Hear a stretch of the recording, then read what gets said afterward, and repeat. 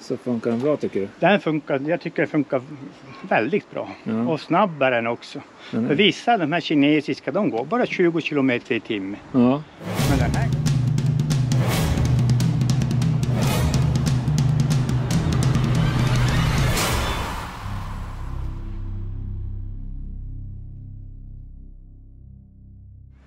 Tjena John. Hej, hej. Hej. Jag står och beundrar maskinen. Vad sa du? Jag står och beundrar maskinen din. Ja, Din Svekip. Svekip 2350. Ja. Du har haft den sen i... Sen i julas. Ja. Så det är väl 9 månader. Ja. Snart 10 månader blir det. Ja. Men du har kört ganska mycket med den här, va? Jag har inte kört så mycket, men den har kommit upp i 100 timmar. Ja. Just det. Du använder den här till vardags, eller? Det är liksom, jag bildade bolag när jag tog pension. Ja. Och då, när frugan är lite yngre, så att då köpte jag den här in i bolaget då. Ja, just det. Så att jag behöver den inte privat, för att min gård är inte så stor. Nej, precis. Nej. Så att, Men sen använder jag den liksom som lyfta in pallar och... ja, precis. Och sen har jag nu köpt en högtrycksspruta, sån där högtryckstvätt. Och med vattentank, så jag kan liksom gå och tvätta lite spontant åt andra som behöver få tvättat på sina maskiner eller vägmärken eller liknande. Precis. Ja, jag kan gå runt och titta lite på den. Ja.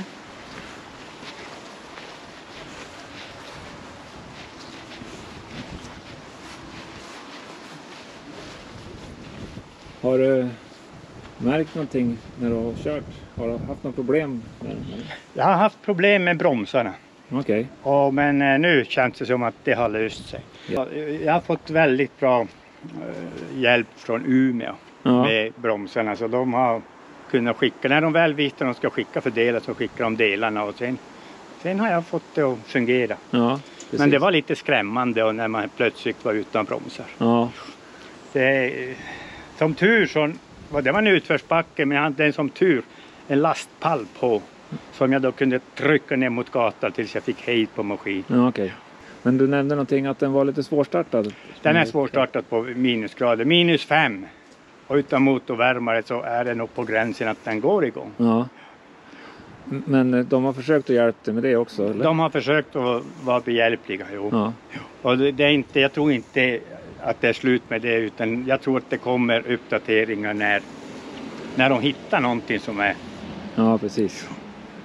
Man måste ha motorvärmaren på. Ja, men då behöver man bara ha på värmen en liten stund, så då ordnar det sig. Ja. Hur många hästar är han på? Har du koll på det? Nej, det har jag inte koll på. Det kanske står här förresten. Nej, det står det. Jo, där. 44,8 kilowatt. Det är en 3-cylindrig diesel. Ja. 12 volt. Jajamän. Men i övrigt så funkar den bra, tycker du? Den funkar, jag tycker det funkar väldigt bra. Ja. Och snabbare än också. Mm. För vissa av de här kinesiska, de går bara 20 kilometer i timmen. Ja. Men den här går, när jag körde mot en hastighetstavla, så gick den 35. Okej. Ja. Ja. Ja, det är skönt att den rör på sig lite grann. Det ska gå undan. Och en sån här 2350 heter den. 2350. Och det är Svekips näst största, Ja. har jag fått för mig. Ja. Det var en... Den största tar 2850. Ja, just det. 500 kilo mer. Ja. Och hytten, är den bra isolerad eller låter det mycket?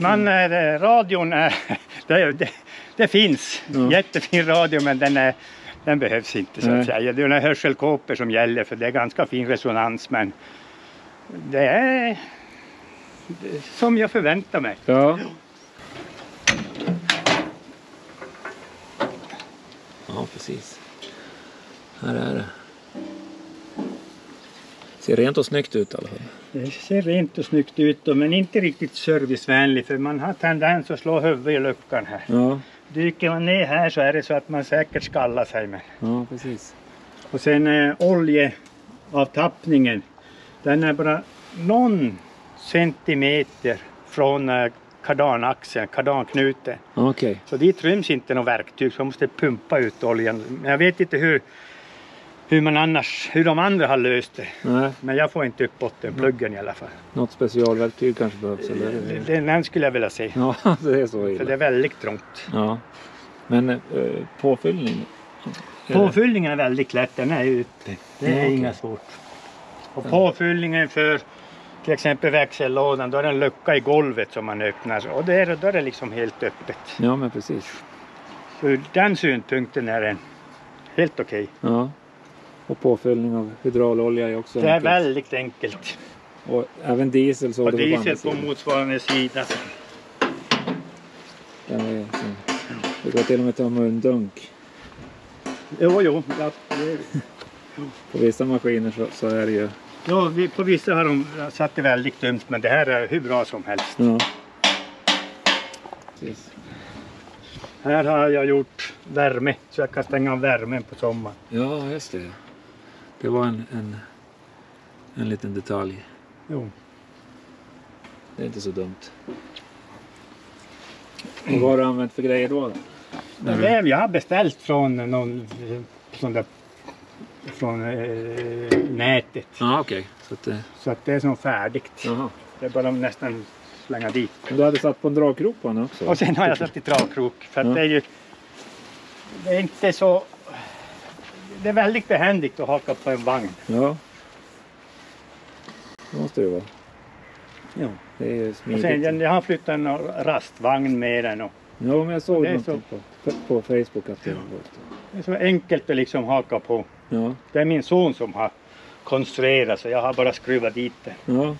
Det är perfekt. Och sen har sonen gjort en kranarm med en krok i ändan. Ja. Så att jag kan lätt flytta vagnar med den där Ja, kroken. okej. Och sen kunna använda kranarmen som en kranarm. Ja. Perfekt.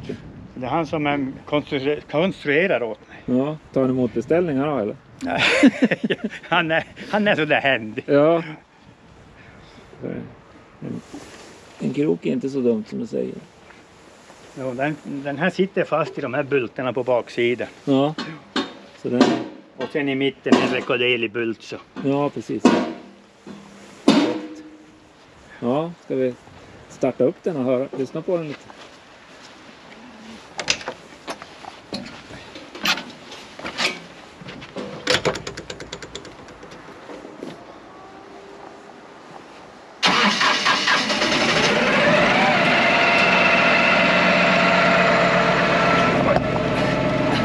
Smidigt.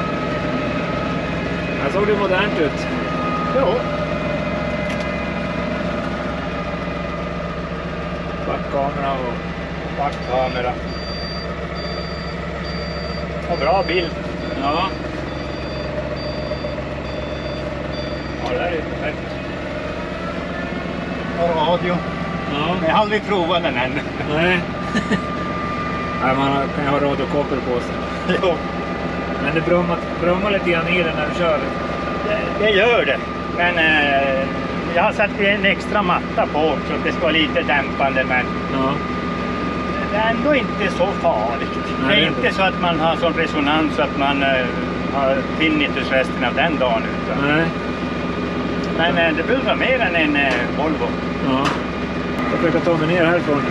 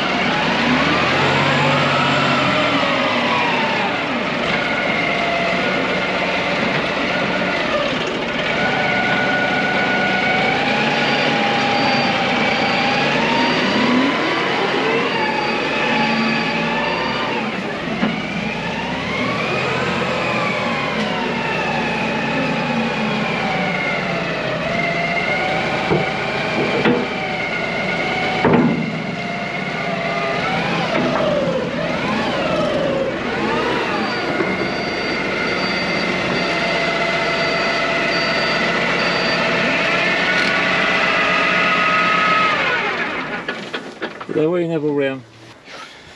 Och sen har jag valt att inte ha snöskopa utan en snökrage Ja, som jag sätter på vintern. Och då blir ju skopan väldigt stor. ja precis. Ja, du sätter på den här Jag på. sätter kragen på vintern. Ja. Ja, det må ju vara perfekt. För att då behöver man inte ha så mycket redskap. För min plan är inte så stor så att säga. Nej, exakt. Men där får du ju med lite grann. Jag får mycket snö med mig. Är det Kelfri som har den där också? Eller? Jo, det kommer från samma leverantör. Ja. Ja, det var inte så dumt. Lite tyngre än att montera, men sen när den väl är där, då är den stadig. Så sitter den på plats. Ja. Jag tycker den är att svänga och sådär. Ganska smidig eller? Den är bra. Ja. Som vilken annan märke som helst. Ja. Här har jag gjort en egen grej så jag ska veta när gafflarna är plant. Ja, precis. När tejpbiten sticker upp, då vet jag att då är det plant. Ja. Perfekt. Den är... Välsmord. Ja. Hörru du, jag tänkte på, är det flytläge på den? På skopan? När du trycker ner den Ja, kan... men det ska jag prova nu. Ja.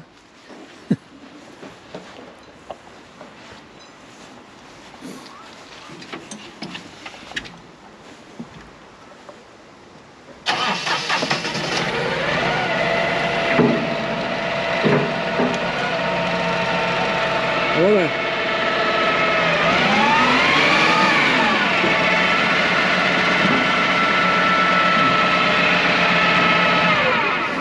Kanonen? Jajamän, den hade det. Jag har aldrig använt den, men... Nej.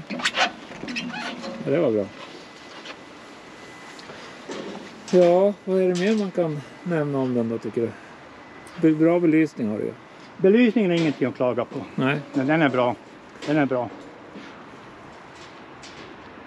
Och när man beställer från Svekip så får man väl bestämma lite grann hur maskinen ska vara, va? Man kan väl få lite extra utrustning och... Det är nog sånt, inte eller? något problem alls.